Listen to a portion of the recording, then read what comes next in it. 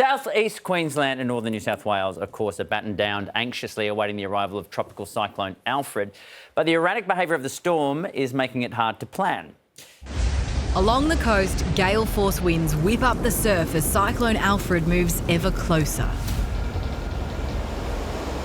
It was expected the cyclone would have made landfall by now, but the storm's movements keep changing, and so too do the forecasts. Tropical Cyclone Alfred will make impact in the early hours of tomorrow morning, or at some stage tomorrow it would appear. Warnings will now be updated every hour based on the latest radar and satellite imagery.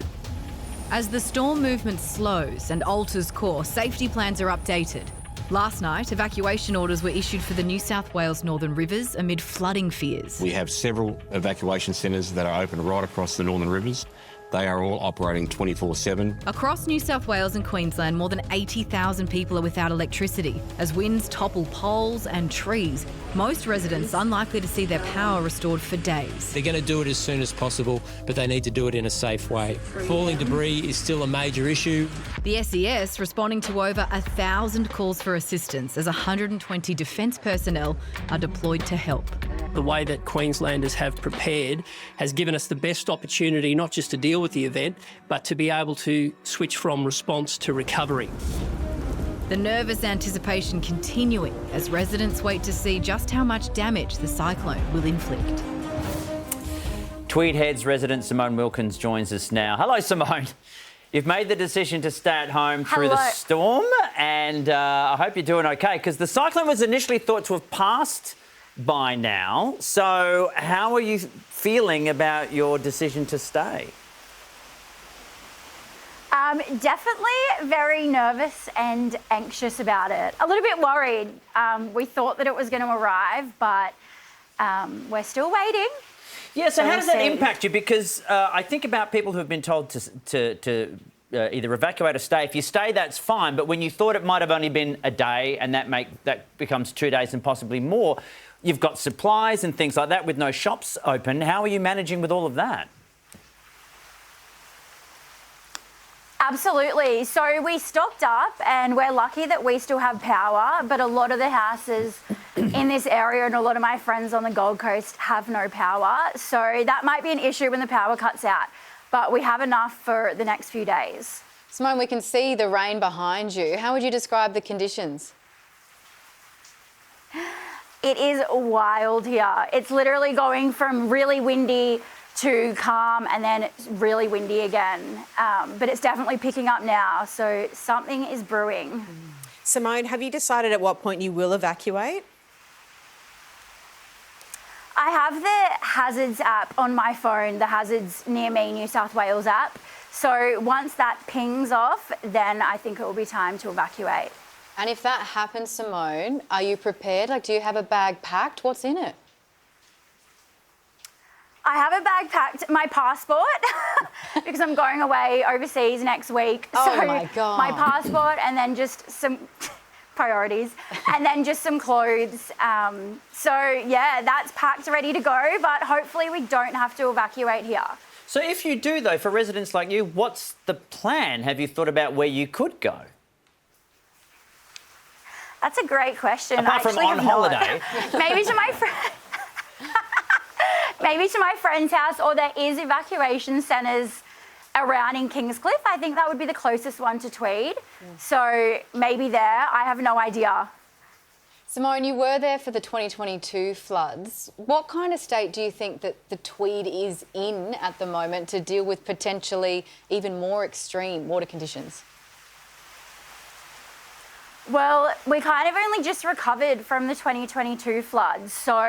But this time around, they're definitely more prepared. Everyone's sandbagging their shops, houses, and stuff like that. So there's definitely a lot more preparation gone into this than 2022. But then again, that was a flooding. This is a cyclone, so no one really knows what's going to happen. Well, Simone, we hope that you stay safe and don't need that go bag. Look after yourself. Thanks for chatting to us. Thank you. Get to that holiday. And as humans wait for Cyclone Alfred to hit, Robert Irwin and his team at Australia Zoo are working around the clock to make sure the animals are safe. Yes. Who's thinking of the animals? The hospital's also gearing up to treat any native wildlife that's injured in the coming days. Well, Robert Irwin joins us from Australia Zoo. Robert, just how are they looking up there? G'day, good to talk to you. It's a bit of a waiting game at the moment. Everything's in place. We've had a good solid plan for quite a while now. It's nice we've had a little bit of time to prepare. It's just going to be a matter of rolling with the punches over the next few days. Everything's battened down. We're all sheltering in place. All of our animals are nice and safe. And, mate, we Queenslanders, we're a tough bunch. So we're just going to have to band together and get through it together.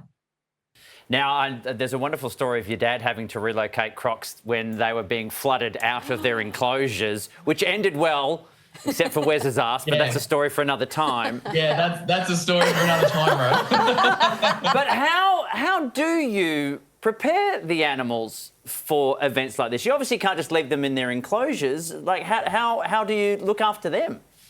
Yeah, it's a great question, mate. And, it depends on the animal. If you're working with something like a crocodile, they love cyclones. They are like rubbing their little hands together. They're like, yeah, this is my chance. So, they're no worries at all. But, things like our wombats, we make sure there's plenty of extra bedding and straw and food so that they can shelter. All of our elephants, they have this beautiful big cyclone-proof barn. Our giraffes have an extremely tall barn that we can put them into to make sure they're safe in there.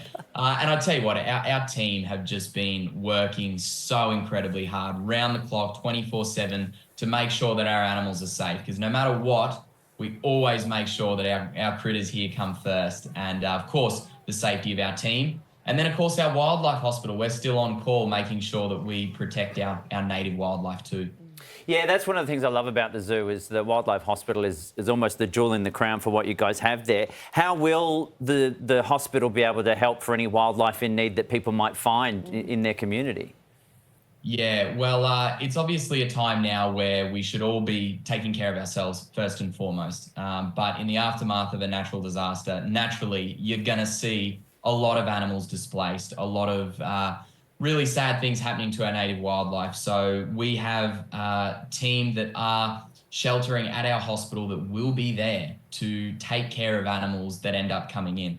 We are open there 24/7, and we will continue to make sure that we rescue and rehabilitate all the animals where we can and get them back out into the wild. Robert, what's your advice to people at home who are trying to make their pets as comfortable as possible when there's so much unknown ahead? Yeah, great question, Susie. It's all about, firstly, taking responsibility as a pet owner to make sure that your animals are accounted for and that they're indoors, locked away. Your horses are in their stables, in their barn. Your dogs and your cats are in. Don't forget about your goldfish. Make sure that they're safe as well and they don't swim out into floodwaters. Just make sure, really, that all of your animals are nice and close and you know where they are. But then also really take some extra care with them because it's a very stressful time for our furry friends. And, often that anxiety can really get to them and they don't show it until they're really, really having a tough time. So keep them close, reassure them. Some pets even need medication if their anxiety is that bad, but just keep a close eye on them and we'll get through it. Robert, it's great advice, and thank goodness you and your team are in charge because you are so across it. You do such important work. Thank you so much for joining us. Thanks so much. Stay strong, Queensland. We got this. Yeah, take care of yourself. For more, 10 News First reporter Brendan Smith joins us in Brisbane. Brendan, what more do we know about this missing man in Dorrigo? Well, Georgie, we know he was swept into floodwaters around 2:30 this afternoon in the town of Megan, which is about an hour 10 from Coffs Harbour. He was in his four-wheel drive. He managed to leave the four-wheel drive and swim across to a tree. Police had been communicating with him for some time, but then sadly the man was swept into those floodwaters, and that search is continuing tonight. Brendan, you were at the Gold Coast last night. You're joining us from Brisbane tonight. Has there been any difference in what you can see in terms of the preparations? Yeah, well, here in Brisbane, the advice really is to stay indoors. It does look quite calm at the moment, but we know what Queensland weather is like, and that can change in an instant. On the Gold Coast as well, plenty of people are heeding the warnings, but we saw that vision earlier of people still risking it in those rough conditions, people still trying to either catch a wave or to swim in the ocean or take photos, but it's simply getting far too dangerous. All of those massive swells are carving up much of Gold Coast's beaches. Some of the erosion is so close to fences and to homes, and it really is a worrying time for Gold Coast locals tonight. Brendan, obviously North Queensland is more familiar with this extreme weather. Brisbane not as used to being hit by something as possibly devastating as this. How are the preparations going? How are they? Do you think people are feeling prepared? Look, I think people in Brisbane are feeling prepared, but the concern tonight from Brisbane's Lord Mayor is that once Cyclone Alfred does make landfall, it could cause flooding that is worse than the 2022 floods, which I saw the area where I am now, houses and businesses absolutely inundated with flood water. So that is a real concern tonight, particularly for people in those low-lying areas with homes and businesses that back onto the Brisbane River here. Brendan, we can see there that you do have, the sun on your face. It's this ultimate juxtaposition, right, of what is still to come. Are you feeling that kind of anxiety with the locals that you're talking to? Look, we were in the CBD this morning. There were a few people out and about walking, but many people are just keen to get those last-minute supplies and really hunker down in their homes. There is definitely the fear that those floodwaters could see businesses and homes again flooded. We know people, particularly in this area, are used to it.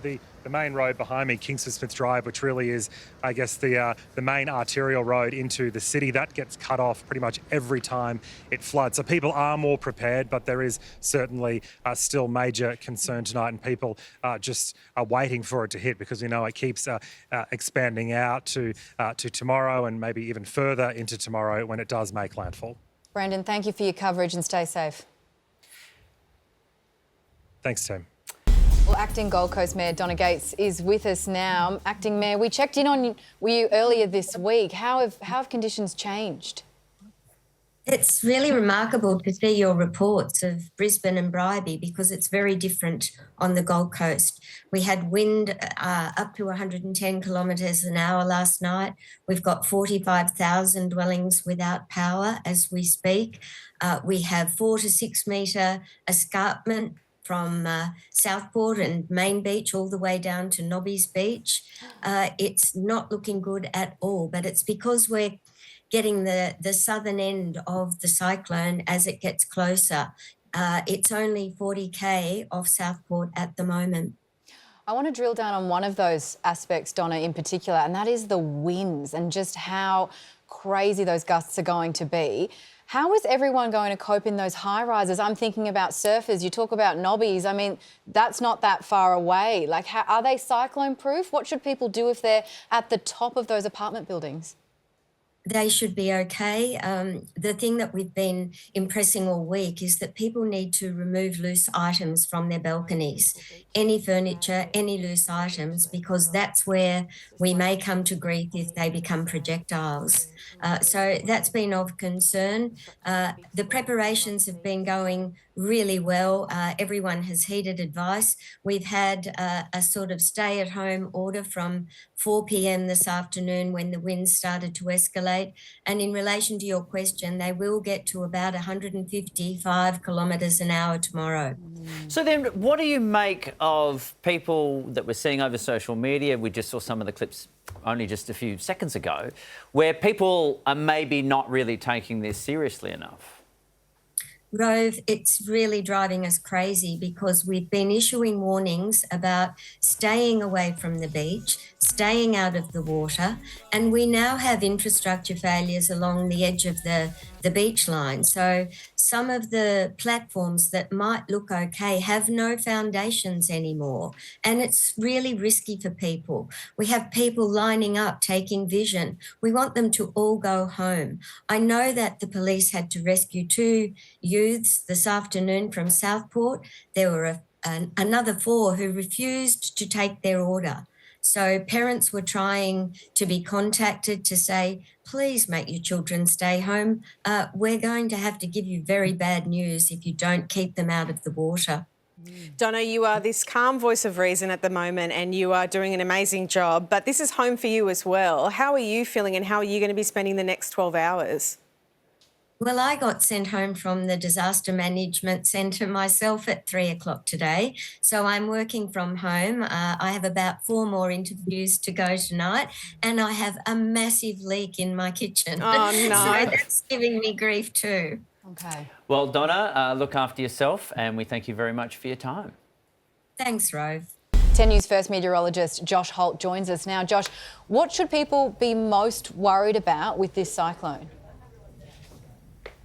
Good evening. As we go to air this evening, certainly the winds, and then over the next few days, it will be the rainfall. We just heard that gentleman there talking about northern New South Wales. I'll touch on that in just a moment. But as you said, the system now is only 80 kilometres off the coast. A lot of people today have been making the mistake thinking that when the cyclone makes landfall just to the north of Brisbane tomorrow morning, that's when it hits. That's actually incorrect. It's the time preceding the actual eye making landfall across the mainland where you see the most severe conditions. Now, with it being in close proximity to the Gold Coast right now, we're seeing that damaging to destructive wind boundary right now push onto the Queensland coast. So the process of Alfred making landfall is actually happening right now. Now, as I understand it, it's still sitting at a Category 2. So is there a chance it could weaken before it properly hits? Yeah, it's a good question, Rove. What we're thinking is the system is going to start to tail more to the northwest over the next couple of hours. As that happens, it's going to make a beeline to the outer islands. What's that? Well, we've got some islands just sitting off the coast to the east of Brisbane. We refer to them obviously as Stradbroke Island and Moreton Island, and it looks like Alfred will move right over the top any time from around about midnight onwards. Those island areas will take the biggest hit and assume most of the energy from the system. So it's there, crossing as a Cat 2. Probably those winds gusting at around about 150 kilometres per hour. But once the cyclone comes into contact with those islands, it'll probably start to slow it down. And as it moves over Moreton Bay and approaches Brisbane, it will probably weaken a little bit. So we're expecting those wind gusts to be a bit weaker for Brizzy itself, probably sitting at around about 100 kilometres per hour. Josh, the last couple of days, everyone's been talking about when it's going to make landfall, that it's moving slowly. For someone who may not fully understand, does that make it more or less dangerous when it does hit? It doesn't make it any more less or more dangerous. It's been really annoying to say the least. I mean, if you look at the track map over the past couple of days, it's been doing all these squiggly lines and that's what's been slowing up the system. If it went in a straight line, it would have made landfall yesterday. But when it comes to the cyclone's strength, we look at oceanic and atmospheric environments. Look, we need sea surface temperatures of 26.5 degrees or higher for a tropical cyclone to maintain its strength. We've got that. But it's the atmospheric environment it's in at the moment. It's not really conducive to tropical cyclone activity. There's a bit too much wind shear, which is wind speed and direction changing through the atmosphere. Cyclones love a still environment so they can spin up and rotate. When it does make landfall, Josh, just how long is the whole system going to take to pass? OK, I want to make this point. It's really, really important. Once it gets downgraded to an ex-tropical cyclone, which will happen during the course of Saturday, but much later on in the day, it is not any less dangerous. In fact, it can be more dangerous in terms of the rainfall. I remember when I was in Cyclone Debbie back in 2017 in Bowen in North Queensland. That system moved across us. It then tracked inland and went south and eventually got over southeast Queensland as an ex-tropical cyclone. It dumped 1,000 millimetres across the Gold Coast hinterland. That's 1 metre of rainfall, and we could see similar type falls for the southern Gold Coast and particularly northern New South Wales. We know about Lismore. We had that emergency evacuation take place last night, so we're really feeling for the residents across that part of New South Wales. But people in those areas, I just want to stress this as well, this flood event may be very different to previous flood events like 2022. This is a tropical system as opposed to low pressure systems that usually affect this area. So the rainfall rates might be a lot more extreme than what we have seen in the past. And as a result, our rivers may respond and behave a lot differently to they have in the past. Yeah, here's the thing, Josh, because we're talking about the waiting game and what happens when it hits and what everyone's going to be going through when it impacts. You've mentioned yourself the eye of the storm. We all know that phrase. What's the aftermath of this? How long will it take to get the all clear? And are we really prepared for, what the aftermath could be? Yeah, another great question, Rove. Like tonight, what we see with a tropical cyclone as it makes landfall, we've got spiral rain bands that shear off the eye of the cyclone. So what will happen tonight if you're at home, you will see a surge of wind and rain when those spiral rain bands come through. Then once it's passed through, you get a bit of a gap, a bit of a break, and everything goes still. Then another spiral rain band comes through, and again, you see those ferocious winds and heavy rain. So it comes and goes right through the night. In terms of the next few days, that heavy rainfall, as I mentioned, will start tomorrow. It will really ramp up on Saturday, continue into Sunday, and that'll be widespread across areas of southern Queensland and northern New South Wales. And we could even see life-threatening flash floods in built-up areas. We could see tropical rain rates of around about 250 millimetres falling in just a 6-hour period. I've been in a lot of weather over my 20 years in meteorology, and let me tell you, it doesn't get any heavier than that. So it's extremely dangerous in terms of the rain. Yeah. Josh, we appreciate you giving us some context. Thanks for your time. Thank you. One of those is Adam Bailey, who's in Lismore. Where are you currently at the moment, Adam? Are you at home? Are you at work? I'm inside my shop at the moment. We're just going back through, having a few cleanups just to get a couple of little bits off the floor and take it upstairs. It's just about packed. Yeah, we're hearing a lot about what people should be doing at home. What are businesses being told to do? Well, it was sort of pandemonium right from the start. As soon as, in Lismore here, as soon as we hear that word, that flood word, everybody starts to panic. And they started a couple of days ago, probably 4 or 5 days ago, some of the shops, and started packing up. And there was people like myself, we sort of left it to the end, and hopefully it won't come over the bank and come through our shop. Panic seems to be quite justified given what Lismore has gone through over the last 3 years. If this hits and it hits badly, what's that going to look like? We were talking about that today, and I have got still things in my shop here, and sort of reality sort of hits in. If it does happen to Lismore, what is going to happen to Lismore, and is it worth opening back up again? So, and I think that's in everybody who has a shop in town. But we are such a strong community, and we will fight and fight and fight and try and bring this community back if we have to go through it again. Adam, as you said, you're there in your shop. It has been flooded in the past. Have you even fully recovered from that? Look, it's been tough. It's been really tough. I had a shop around the corner in the 2022 shop, and I lost everything. We had 5.5 semi-trailer loads just take a lot of my private collection of 40 years. I have a big antique shop in Lismore, and it's stuff I can't replace. So for the last 3 years, I've been trying to replace it, and with no help from insurances and all that sort of stuff. So it's been very hard. And also because we had that little stint of everyone coming to have a look and see how Lismore was going, that sort of died off now, and they think that Lismore's this terrible flood area. But we're strong. We've been open up. We're nearly 80% capacity in the CBD. So we've got things happening, and we just want all these people to come and visit. We want all our visitors. So this might sound like a dumb question. If you don't just want to shut your doors and hope for the best, where are you going to take your stuff? Well, I've got upstairs, I've got my house, I've got my van, I've got other people's vans. One big thing is here, community is amazing. Last night I got a call at about 5:30. The CBD will be closed at 9 o'clock. And I had at least 10 guys down here lifting stuff upstairs for me. Well, Adam, good luck with it. We wish you all the best over the next couple of days. Thanks for your time. Thank you, guys. Thanks for talking to us. Now, prepping for a cyclone is one thing, but helping your kids get through one is a whole other story. It's a reality that's facing millions of Aussies, of course, who are currently stuck in the path of Cyclone Alfred. So how do you keep your kids calm and safe in the face of a natural disaster? Well, to help us answer these questions is child psychologist Dr. Andrew Greenfield. Andrew, thank you very much for joining us. So how do parents best even start this conversation about what's happening? Yeah, I mean, it's incredibly difficult, let alone for the adults, let alone the kids, and it's completely unprecedented. So I think it's really important to make sure we take so many factors involved. So we need to understand the age of the child, their maturity, obviously their language ability, all of these factors before we decide how we're going to talk to our children. But I think for some of the younger children, obviously, we don't want to give too many facts because we don't want to scare them unnecessarily. And some of the older kids probably want more information because the information is knowledge and power, and they want to be able to have as much information as possible. So we have to tailor whatever we say towards the child, and parents will know what their child's what their individual children are able to cope with. I guess this is the difficult part, because one of the things we heard before was a grab from a woman who was saying, I've never been through this before.